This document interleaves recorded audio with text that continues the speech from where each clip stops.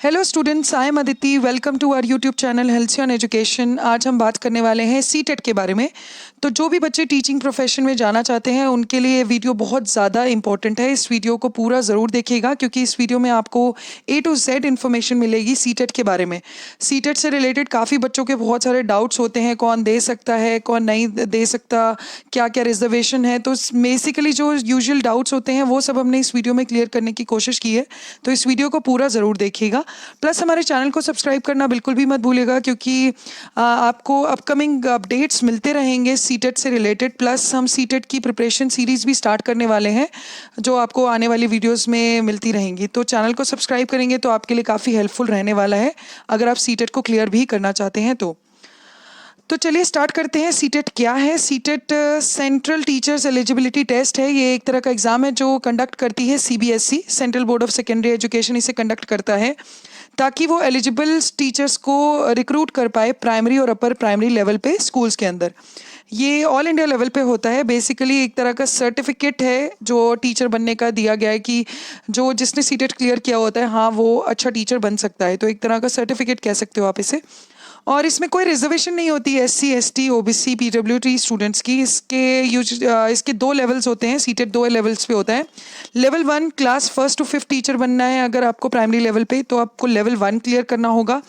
अगर लेवल 2 आप क्लियर करते हैं तो आप 6 to 8 तक के टीचर बन सकते हैं। इस एग्ज़ाम को देने के लिए कोई एज लिमिट नहीं दी गई है। तो अगर आप 30 ईयर्स के हैं, 35 के हैं, 40 के हैं तो भी आप सीटेट दे सकते हैं। अब बेसिकली पेपर 1 की एलिजिबिलिटी क्या है सीटेट को देने के लिए?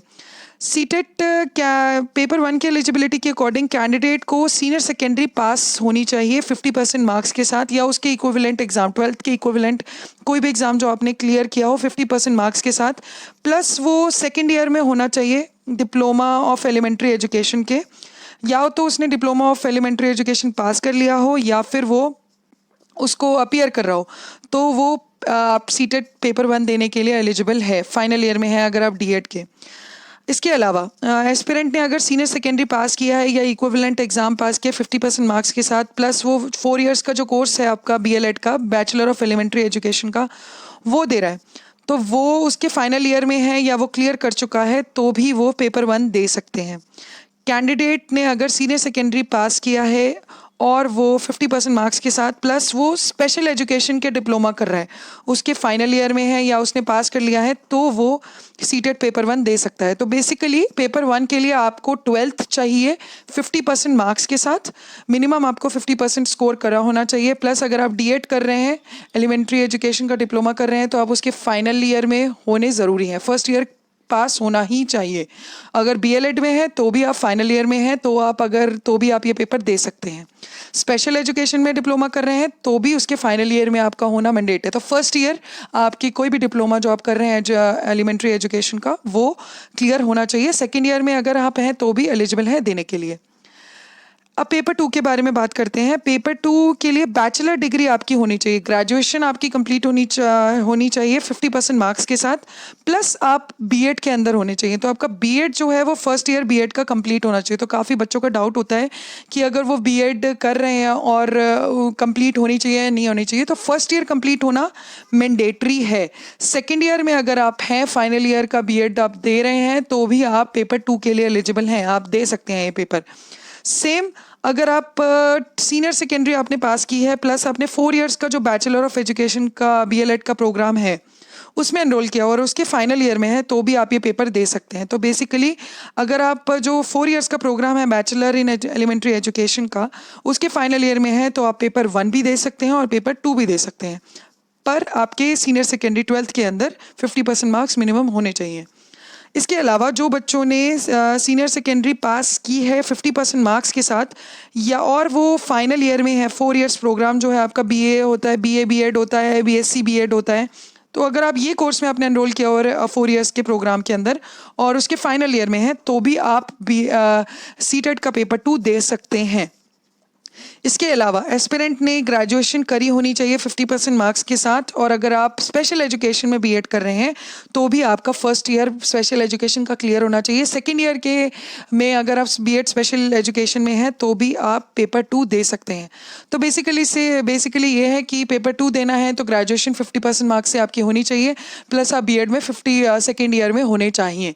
तो ज़रूरी नहीं आप पास कर चुके हो बीएड, आप अगर फाइनल ईयर में भी हैं और किसी भी 4 इयर्स प्रोग्राम के फाइनल ईयर में हैं तो भी आप सीटेट का पेपर दे सकते हैं, पेपर 2 दे सकते हैं।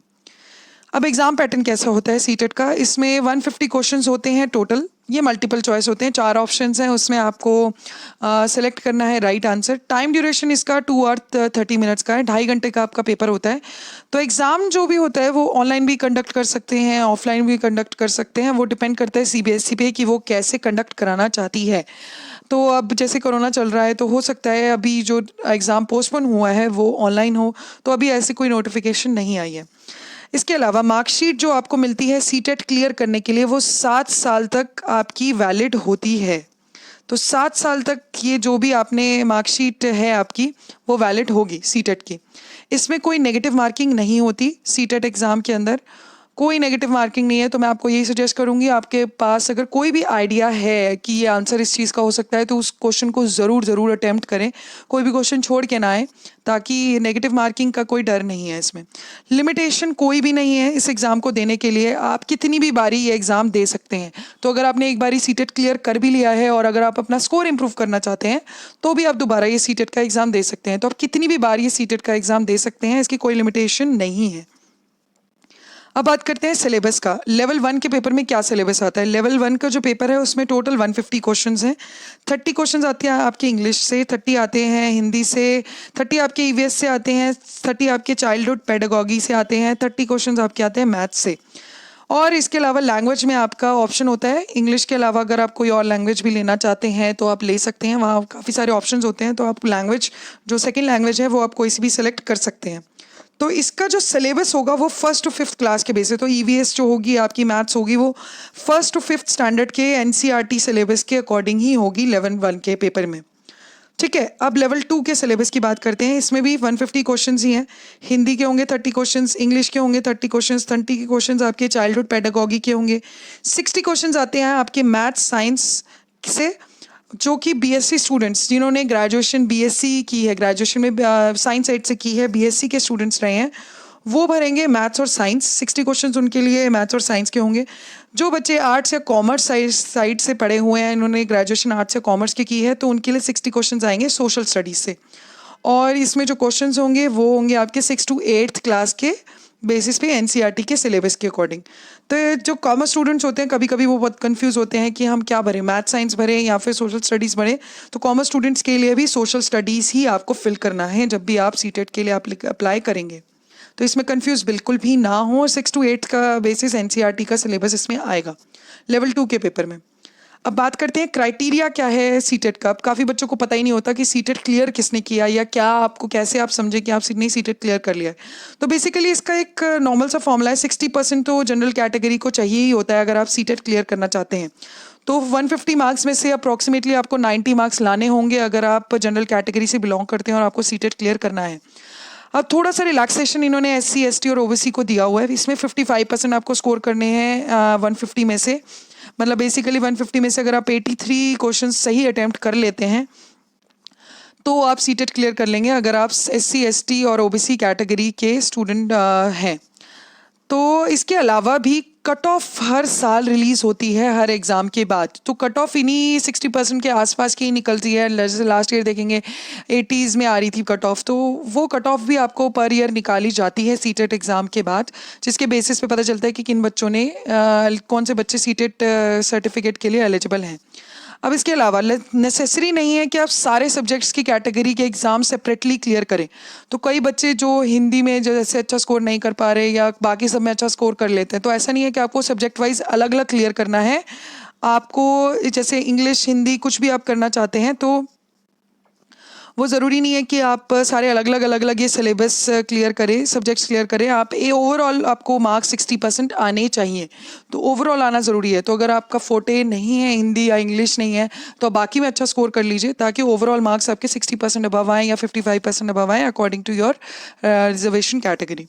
ठीक है। इसके बाद हम बात करते हैं सीटेट। अब सीटेट देना क्यों चाहिए? काफ़ी बच्चों को पता ही नहीं होता कि हम सीटेट दे क्यों रहे हैं। सीटेट देने से बेसिकली कोई भी आप गवर्नमेंट जॉब में अप्लाई करना चाहते हैं, जैसे केवीएस में अगर आप टीचर लगना चाहते हैं, नवोदय विद्यालय में लगना चाहते हैं, आर्मी टीचर लगना चाहते हैं, ईआरडीओ में लगना चाहते हैं, तो अगर आपने सीटेट सर्टिफिकेट नहीं है आपके पास, तो आप किसी भी तरीके की गवर्नमेंट जॉब टीचिंग की जो निकलती हैं उसमें अप्लाई नहीं कर सकते। तो सीटेट आपकी बेसिक रिक्वायरमेंट है किसी भी गवर्नमेंट टीचिंग जॉब के लिए। इसके अलावा जो भी सक्सेसफुल स्टूडेंट्स हैं वो स्टेट गवर्नमेंट की जो जॉब्स निकलती हैं टीचिंग की, उसमें भी अप्लाई कर सकते हैं, उसके लिए भी सीटेट होना मैंडेटरी है।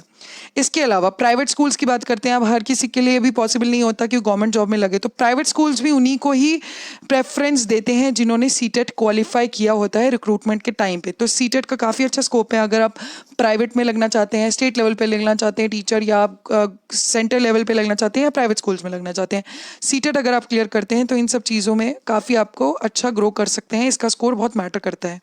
अब एलिजिबिलिटी क्या है? एक तरह से एज लिमिट की एलिजिबिलिटी क्या है?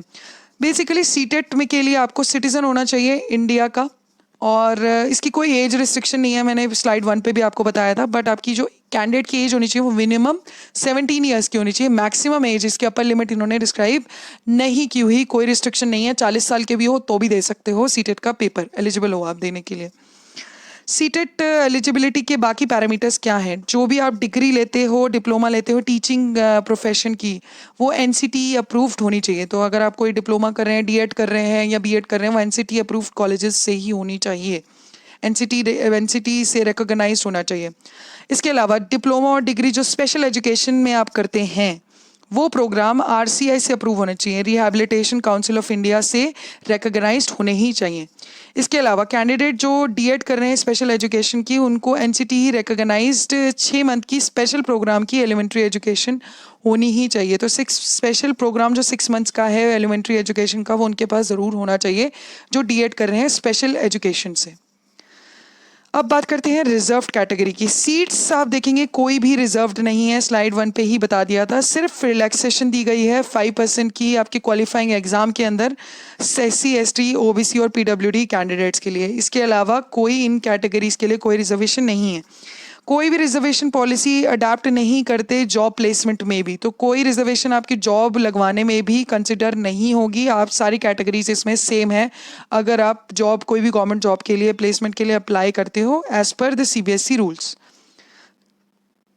तो यही सारी इंफॉर्मेशन थी सीटेट से रिलेटेड। प्लस हम आपको आगे की वीडियोस में बताएंगे कि रिसेंटली जो एग्ज़ाम डिले हुआ है, जो 5 जुलाई को होना था, वो कब कंडक्ट हो रहा है। तो वो सारी इन्फॉर्मेशन आपको, रीसेंट अपडेट्स मिलते रहेंगे हमारे चैनल पे, तो हमारे चैनल को ज़रूर सब्सक्राइब कीजिए।